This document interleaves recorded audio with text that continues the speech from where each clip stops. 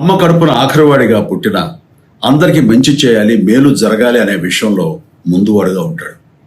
తన గురించి కంటే జనం గురించి ఎక్కువగా ఆలోచించే మనస్తత్వం నా తమ్ముడు కళ్యాణ్ బాబుది.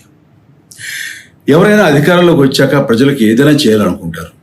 కానీ కళ్యాణ్ తన సొంత సంపాదనని కౌలు రైతులు కన్నీళ్లు తుడిచేందుకు ఖర్చు పెట్టడం, సరిహద్దు దగ్గర ప్రాణాలొడ్డి పోరాడే జవాన్ కోసం పెద్ద మొత్తం అందివ్వటం, అలాగే మత్స్యకారులు ఇంకా ఎందరికో తాను చేసిన సహాయం చూస్తుంటే ఇలాంటి నాయకుడు కదా జనాలకు కావాల్సింది అనిపిస్తుంది.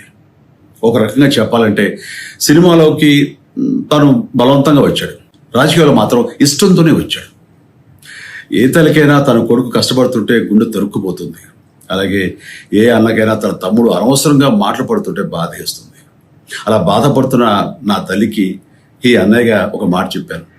నీ కొడుకు ఎంతో మంది తల్లుల కోసం, వాళ్ళ బిడ్డల భవిష్యత్తు కోసం చేసే యుద్ధం అమ్మా ఇది.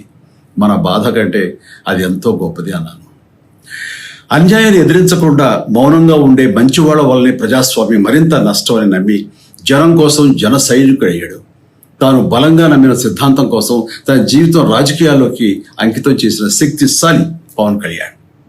ప్రజల కోసం, రాష్ట్ర భవిష్యత్తు కోసం ఆ శక్తిని వినియోగించాలి అంటే చట్టసభలో అతని గొంతు మనం వినాలి.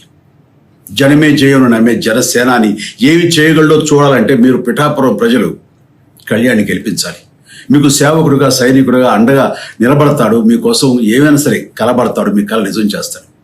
పిఠాపురం వాస్తవ్యులకు మీ చిరంజీవి విన్నపం, గాజు గ్లాసు గుర్తుకి మీ ఓటు వేసి పవన్ కళ్యాణ్ని గెలిపించండి. జై హింద్.